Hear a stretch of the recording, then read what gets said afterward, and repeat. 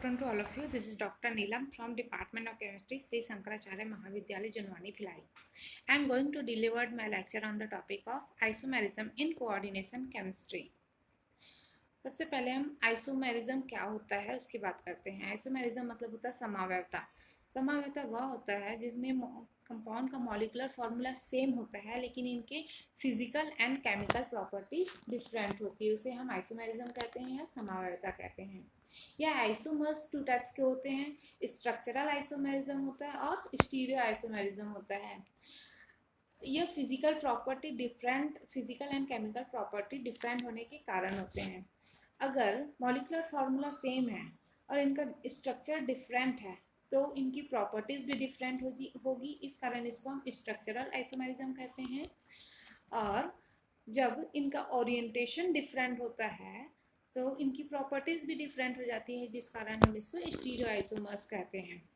Structural isomers 5 type के होते हैं। आयोनाइजेशन आइसोमेरिज्म, सॉल्वेट या hydrate isomerism, linkage isomerism, coordination isomerism and polymerisation isomerism.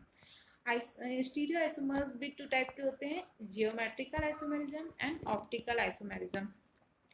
ना स्ट्रक्चरल आइसोमेरिज्म के बारे में बात करते हैं। जैसा कि अभी बताया गया है कि जिसका मॉलिक्यूलर फॉर्मूला सेम होता है लेकिन इनकी प्रॉपर्टीज स्ट्रक्चरल डिफरेंट होने के कारण इनकी प्रॉपर्टीज भी डिफरेंट हो जाती है, इसको हम स्ट्रक्चरल आइसोमेरिज्म कहते हैं।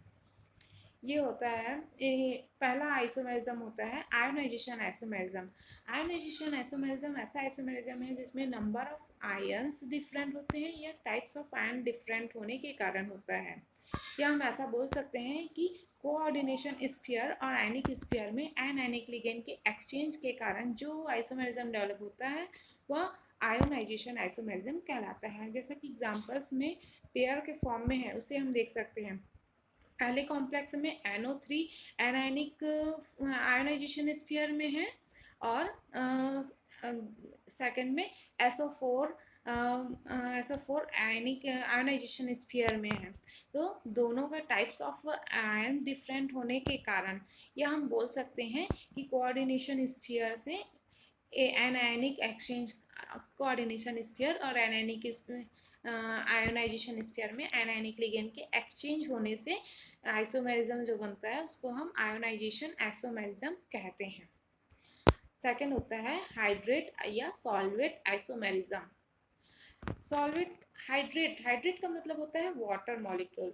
यह एक स्पेशल टाइप का आयोनाइजेशन आइसोमेरिज्म होता है जिसमें एनायनिक लिगेंड कोऑर्डिनेशन स्फीयर और आयोनाइजेशन स्फीयर में वाटर मॉलिक्यूल का एक्सचेंज होता है। जैसा कि एग्जांपल्स में देख सकते हैं, फर्स्ट पेयर में कि Cl2 के फॉर्म में एनायनिक लिगेंड बाहर है, लेकिन सेकंड में आप देखिए यहाँ पे जो कोऑर्डिनेशन स्फीयर में वाटर मॉलिक्यूल था वो अब बाहर हो गया।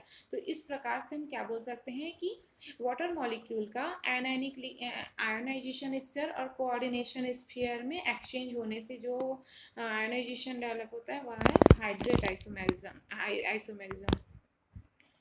तीसरा होता है लिंकेज आइसोमेरिज्म। लिंकेज आइसोमेरिज्म वह होता है जिसमें एम्बिडेंटेड लिगेंड के कारण होता है। एम्बिडेंटेड लिगेंड क्या होता है? ऐसा लिगेंड जिसमें 2 डोनर साइट्स होते हैं लेकिन एक टाइम पे केवल एक ही डोनर साइट एक्टिव होता है। जैसा कि आप देख सकते हैं एग्जांपल NO2 में जब मेटल से डायरेक्ट नाइट्रोजन अटैच होता है, बॉन्ड बनाता है कोऑर्डिनेट बॉन्ड के थ्रू, तब सिर्फ नाइट्रोजन का लोन पेयर इलेक्ट्रॉन डोनेट होता है। लेकिन जब सेकंड में आप देखिए ONO जब ऑक्सीजन से डायरेक्ट मेटल बॉन्ड बनाता है तो ऑक्सीजन का लोन पेयर इलेक्ट्रॉन डोनेट करता है, नाइट्रोजन का नहीं करता। तो ऐसा हम बोल सकते हैं कि ऐसा लिगेंड जिसमें 2 डोनर साइट्स होते हैं लेकिन एक टाइम पे केवल एक ही डोनर एटम एक्टिव होता है उसे हम एम्बिडेंटेड लिगेंड कहते हैं। और लिंकेज आइसोमेरिज्म के लिए एम्बिडेंटेड लिगेंड रिस्पॉन्सिबल होता है। एग्जाम्पल्स में क्लियर दिख रहा है कि फर्स्ट में COONO मेटल से डायरेक्ट ऑक्सीजन का लोन पेयर इलेक्ट्रॉन डोनेट होता है और सेकंड में CONO2 तो यहाँ पे नाइट्रोजन के लोन पेयर इलेक्ट्रॉन डोनेट होते हैं। तो इस प्रकार का आइसोमेरिज्म लिंकेज आइसोमेरिज्म कहलाता है। कोऑर्डिनेशन आइसोमेरिज्म वह आइसोमेरिज्म होता है जिसमें कैटायनिक कॉम्प्लेक्स और एनायनिक कॉम्प्लेक्स के बीच में लिगेंड का एक्सचेंज होता है। जैसा कि हम देख सकते हैं कि CONS3 6 और CrCN6 ये दो कॉम्प्लेक्स है, एक कैटायनिक कॉम्प्लेक्स एक एनायनिक कॉम्प्लेक्स। इनके बीच लिगेंड अमोनिया और साइनाइड का एक्सचेंज हो जाता है, जिससे हमारा कैटायनिक एक्सचेंज हमेशा हम पहले लिखते हैं, कॉम्प्लेक्स को हम पहले लिखते हैं और एनायनिक कॉम्प्लेक्स को बाद में लिखते हैं। इस कारण CrNS3 6 को पहले फिर COCN6 को बाद में लिखे हैं। इसी प्रकार नीचे वाले एग्जांपल्स में भी आप देख सकते हैं CuNS3 4 PtCl4।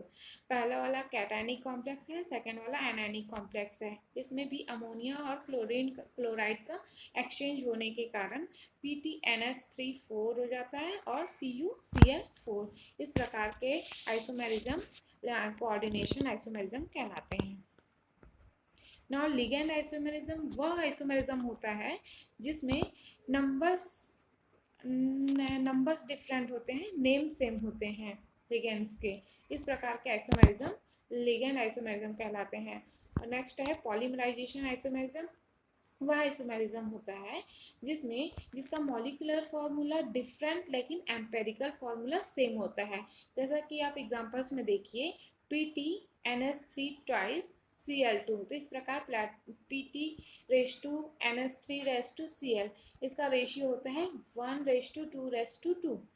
नीचे वाले फॉर्मूला में वही हो जाता है 2:4:4, लेकिन इनका मॉलिक्यूलर फार्मूला तो डिफरेंट हो गया लेकिन एम्पेरिकल फार्मूला सेम होता है। इस प्रकार का आइसोमेरिज्म पॉलीमराइजेशन आइसोमेरिज्म कहलाता है। Now stereo isomers. Stereo isomers वह आइसोमर होता है जिनका मॉलिक्यूलर फार्मूला सेम लेकिन इनकी प्रॉपर्टीज डिफरेंट होती है, जो होता है उनके ओरिएंटेशन के कारण। ओरिएंटेशन का मतलब इनका स्पेस में अरेंजमेंट डिफरेंट होने के कारण इनकी प्रॉपर्टीज डिफरेंट होती है, जिसे हम स्टीरियो आइसोमर्स कहते हैं। ये टू टाइप्स के होते हैं, जियोमेट्रिकल और ऑप्टिकल। पहले हम डिस्कस कर रहे हैं जियोमेट्रिकल आइसोमरिज्म। जियोमेट्रिकल आइसोमरिज्म भी टू टाइप्स के होते हैं, cis isomer, trans isomer. Cis isomer वह आइसोमर होता है जिसमें लिगेंड सेम लिगेंड अगर सेम साइड पर या एक दूसरे के रिस्पेक्ट में 90 डिग्री पर होंगे तो उसको सिस आइसोमर्स कहते हैं, और लिगेंड अगर एक दूसरे के रिस्पेक्ट में 180 डिग्री पर या अपोजिट साइड पे होंगे तो उसे ट्रांस आइसोमर कहते हैं। Coordination number 4 and coordination number 6 complex वाले कंपाउंड जियोमेट्रिकल आइसोमरिज्म शो करते हैं।